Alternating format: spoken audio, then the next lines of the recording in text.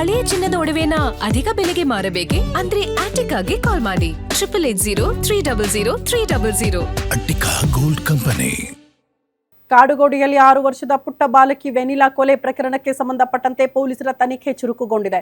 ಪ್ರಮುಖವಾಗಿ ಕೊಲೆ ಪಾತಕಿ ಹೆತ್ತ ತಾಯಿ ಪ್ರಿಯಾಂಕಾ ಈ ಕ್ಷಣಕ್ಕೂ ಕೂಡ ನನ್ನ ತಪ್ಪೇ ಇಲ್ಲ, ನನ್ನ ಇದರಲ್ಲಿ ಪಾತ್ರನೇ ಇಲ್ಲ, ನನಗೂ ಮಗುವಿನ ಕೊಲೆಗೂ ಸಂಬಂಧ ಇಲ್ಲ ಅನ್ನುವಂತಹ ವಿಚಾರಗಳನ್ನ ಮತ್ತೆ ಮತ್ತೆ ಪ್ರಸ್ತಾಪ ಮಾಡ್ತಿದ್ದಾಳಂತೆ. ಕಾಡುಗೋಡಿಯಲ್ಲಿ ಮಗು ವೆನಿಲಾ ಕೊಲೆ ಪ್ರಕರಣಕ್ಕೆ ಸಂಬಂಧಪಟ್ಟಂತೆ ಕೊಲೆ ಮಾಡೋಕ್ಕೂ ಮುಂಚೆ ಹೇಗಿದ್ಲು ಪಾಪಿ ಪ್ರಿಯಾಂಕಾ ಆ ಕುರಿತ ಡೀಟೇಲ್ಸ್ ಅನ್ನ ನಿಮ್ಮ ಮುಂದೆ ಇಡ್ತಾ ಇದ್ದೀವಿ. ಕೊಲೆ ಬಗ್ಗೆ ಪ್ರಿಯಾಂಕಾ ಮೋಹನ್ ಮೊಬೈಲ್ ನಲ್ಲಿ ಇದೆಯಾ ಸಾಕ್ಷ್ಯಾಧಾರಗಳು? ಕೊಲೆಗೂ ಮುಂಚೆ ಎಲ್ಲ ಓಡಾಡಿದ್ರು, ಏನ್ ಮಾಡಿದ್ರು? ಕೊಲೆಯಾದ ಬಳಿಕ ಮಗಳ ಶವದ ಜೊತೆ ಕಾರ್ನಲ್ಲಿ ಸುತ್ತಾಡಿದ್ದು ಎಲ್ಲೆಲ್ಲಿ? ಟೆಕ್ನಿಕಲ್ ಎವಿಡೆನ್ಸ್ ನಲ್ಲಿ ಸಿಗುತ್ತಾ ಸ್ಫೋಟಕ ಸಾಕ್ಷ್ಯ? ಗ್ಯಾರಂಟಿ ನ್ಯೂಸ್ ನಲ್ಲಿ ವೆನಿಲಾ ಕೊಲೆ ಕೇಸ್ನ ಇಂಚಿಂಚು ಡೀಟೇಲ್ಸ್ ಅನ್ನ ನಿಮ್ಮ ಮುಂದೆ ಇಡ್ತಾ ಹೋಗ್ತೀವಿ. ಪ್ರಿಯಾಂಕಾ ಮತ್ತು ಮೋಹನ್ ಮಗುವಿನ ಕೊಲೆಗೂ ಮುಂಚೆ ಎಲ್ಲ ಓಡಾಡಿದ್ರು, ಹೇಗಿದ್ಲು? ವೆನಿಲಾ ಕೊಲೆ ಕೇಸ್ ಜಾಲಾಡ್ತಾ ಇದ್ದಾರೆ ಎಸಿಪಿ ಅವರು. ಆರೋಪಿಗಳು ಮತ್ತು ಕುಟುಂಬಸ್ಥರು ಆಪ್ತರ ಹೇಳಿಕೆಯನ್ನ ದಾಖಲು ಮಾಡೋದಕ್ಕೆ ಮುಂದಾಗ್ತಿದ್ದಾರೆ. ಕೊಲೆ ನಡೆಯುವ ಮುಂಚೆ ಆರೋಪಿಗಳು ಹೇಗಿದ್ರು ಅನ್ನೋ ಬಗ್ಗೆ ಮಾಹಿತಿಯನ್ನ ಸಂಗ್ರಹಿಸಿದ್ದಾರಂತೆ. ಕೊಲೆ ನಂತರ ಅವರ ವರ್ತನೆ ಬಗ್ಗೆ ಮಾಹಿತಿಯನ್ನ ಕಲೆ ಹಾಕ್ತಾ ಇದೆ ತನಿಖಾ ತಂಡ. ಆರೋಪಿಗಳ ಮೊಬೈಲ್ ಫೋನ್ ಪರಿಶೀಲನೆ ಮಾಡೋದಕ್ಕೆ ಪೊಲೀಸರು ಮುಂದಾಗಿದ್ದಾರೆ. ಟೆಕ್ನಿಕಲ್ ಎವಿಡೆನ್ಸ್ ಏನಾದ್ರೂ ಸಿಗುತ್ತಾ ಅಂತ. ಇಬ್ಬರು ಆರೋಪಿಗಳು ಮೊಬೈಲ್ ಚಾಟಿಂಗ್ಸ್ ಡೀಟೇಲ್ ಪತ್ತೆ ಮಾಡೋದೇ ಪೊಲೀಸರಿಗೆ ಸವಾಲಾಗಿದೆ. ರಿಟ್ರೀವ್ಗೆ ಮೊಬೈಲ್ ರವಾನೆ ಮಾಡಿದ್ದಾರಂತೆ ಆಲ್ರೆಡಿ ಪೊಲೀಸರು. ಮಗಳನ್ನ ಕೊಂದ ಬಳಿಕ ಬರ್ತ್ಡೇಯನ್ನ ಆಚರಿಸಿಕೊಂಡಿರುವಂತಹ ವಿಡಿಯೋ ಸಿಕ್ಕಿರುವ ಬಗ್ಗೆ ಮಾಹಿತಿ ಇದೆ. ಕೋಲಾರ ಕಾಫಿ ಡೇ ನಲ್ಲಿ ಸಿಸಿಟಿವಿ ಫುಟೇಜ್ ಸಿಕ್ಕಿರೋ ಬಗ್ಗೆ ಮಾಹಿತಿ ಸಿಗ್ತಾ ಇದೆ.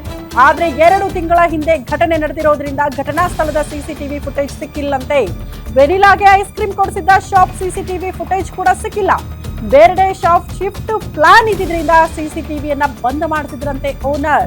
ವೆನಿಲಾ ಕೊಲೆ ಕೇಸ್ಗೆ ಸಂಬಂಧಪಟ್ಟಂತೆ ಎಸಿಪಿ ಅನುಷಾ ಟೀಮ್ ಇಂಚಿಂಚು ಮಾಹಿತಿಯನ್ನ ಜಾಲಾಡ್ತಾ ಇದೆ ಪ್ರಿಯಾಂಕಾ ಮತ್ತು ಮೋಹನ್ಗೆ ಸಂಬಂಧಪಟ್ಟಂತೆ. ಸದ್ಯ ಆರೋಪಿಗಳು, ಕುಟುಂಬಸ್ಥರು, ಸ್ನೇಹಿತರ ಎಲ್ಲರ ಹೇಳಿಕೆ ಕೂಡ ದಾಖಲಾಗಿದೆ. ಆದ್ರೆ ಆರೋಪಿಗಳು ಕೊಲೆ ಮಾಡೋಕ್ಕೂ ಮುಂಚೆ ಎಲ್ಲ ಓಡಾಡಿದ್ರು, ಏನ್ ಮಾತುಕತೆ ಆಗಿತ್ತು ಇಬ್ಬರ ಮಧ್ಯೆ, ಚಾಟಿಂಗ್ ಆಗಿತ್ತಾ, ಈ ಎಲ್ಲಾ ವಿಚಾರಕ್ಕೆ ಸಂಬಂಧಪಟ್ಟಂತೆ ಟೆಕ್ನಿಕಲ್ ಎವಿಡೆನ್ಸ್ ಕಲೆ ಹಾಕುವುದಕ್ಕೆ ಪೊಲೀಸರು ಮುಂದಾಗಿದ್ದಾರೆ ಅನ್ನೋದ್ರ ಡೀಟೇಲ್ಸ್ ಸಿಗ್ತಾ ಇದೆ. ಈ ಬಗ್ಗೆ ಮತ್ತಷ್ಟು ಡೀಟೇಲ್ಸ್ ಅನ್ನ ಕೊಡ್ತಾ ಹೋಗ್ತಾರೆ ಹಿರಿಯ ಪ್ರತಿನಿಧಿ ಅಜಯ್ ಕುಮಾರ್ ನೇರ ಸಂಪರ್ಕದಲ್ಲಿ ಜಾಯಿನ್ ಆಗ್ತಿದ್ದಾರೆ. ಅಜಯ್, ಸದ್ಯಕ್ಕೆ ಪೊಲೀಸರ ತನಿಖೆ ಯಾವ ಆಯಾಮದಲ್ಲಿ ಸಾಗ್ತಾ ಇದೆ, ಏನ್ ಡೆವಲಪ್ಮೆಂಟ್ ಆಗಿದೆ ಈ ಕೊಲೆ ಪ್ರಕರಣದಲ್ಲಿ ಅಂತ?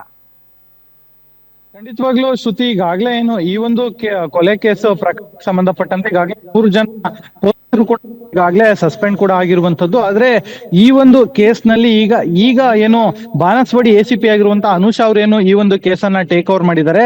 ಅವ್ರಿಗೂ ಕೂಡ ಒಂದ್ ರೀತಿಯಾದಂತ ಚಾಲೆಂಜ್ ಅಂತಾನೆ ಹೇಳ್ಬೋದು. ಯಾಕಂದ್ರೆ 2 ರಿಂದ 3 ತಿಂಗಳು ಆಗಿರೋದ್ರಿಂದಾಗಿ ಕೆಲವೊಂದು ಕಡೆ ಸಿಗ್ಬೇಕಾಗಿರುವಂತ ಎವಿಡೆನ್ಸ್ ಗಳೇನಿದೆ ಅದೆಲ್ಲವೂ ಕೂಡ ಈಗಾಗಲೇ ಡಿಸ್ಟ್ರಾಯ್ ಕೂಡ ಆಗಿದೆ ಅಂತಾನು ಹೇಳಲಾಗ್ತಿರುವಂತದ್ದು. ಯಾಕಂದ್ರೆ ಉದಾಹರಣೆಗೆ ಹೇಳಿದರೆ ಅದೋ ಒಂದು ಸಿಸಿಟಿವಿ ಫುಟೇಜಸ್ ಬೇಕು ಅಂದ್ರೆ ಇಂತಿಷ್ಟು ದಿನ ಅಂತ ಮಾತ್ರ ಇರುತ್ತೆ.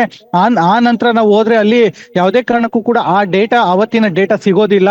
ಒಂದು 45 ದಿನ 60 ದಿನ ಅಷ್ಟರೊಳಗಾದ್ರೆ ಮಾತ್ರ ಅಲ್ಲಿ ಡಾಟಾ ಸಿಗತ್ತೆ. ಸೊ ಹೀಗಾಗಿ ಇವ್ರಿಗೂ ಕೂಡ ಒಂದ್ ರೀತಿಯಾದಂತ ಇರುವಂತದ್ದು ಈ ಒಂದು ವಿಚಾರ ಎಲ್ಲವೂ ಕೂಡ ಇವರಿಗೆ ಪೊಲೀಸರಿಗೂ ಕೂಡ ರೀತಿ ಚಾಲೆಂಜ್ ಅಂತ ಹೇಳ್ಬೋದು. ಕೂಡ ಕಂಪ್ಲೀಟ್ ಸರ್ವಿಸ್ ಇರುವಂತದ್ದು. ಸೊ ಇಲ್ಲೂ ಕೂಡ ವಾಯ್ಸ್ ಬ್ರೇಕ್ ಆಗ್ತಾ ಇದೆ ಅಜಯ್. ಧನ್ಯವಾದಗಳು ತಮ್ಮೆಲ್ಲ ಮಾಹಿತಿಗೆ. ಇದಿಷ್ಟು ಸದ್ಯಕ್ಕೆ ವೆನಿಲಾ ಕೊಲೆ ಪ್ರಕರಣದಲ್ಲಿ ಆಗ್ತಾ ಇರುವಂತಹ ಡೆವಲಪ್ಮೆಂಟ್. ಪ್ರಮುಖವಾಗಿ ಯಾವುದೇ ಒಂದು ಕೊಲೆ ಪ್ರಕರಣ ಆದ್ರೂ ಕೂಡ ಟೆಕ್ನಿಕಲ್ ಎವಿಡೆನ್ಸ್ ಬಹಳ ಇಂಪಾರ್ಟೆಂಟ್ ಆಗುತ್ತೆ. ಹಾಗಾಗಿ ಟೆಕ್ನಿಕಲ್ ಎವಿಡೆನ್ಸ್ ಅನ್ನ ಒಂದ್ ಕಡೆ ಕಲೆ ಹಾಕೋದಕ್ಕೆ ಮುಂದಾಗ್ತಿದ್ದಾರೆ.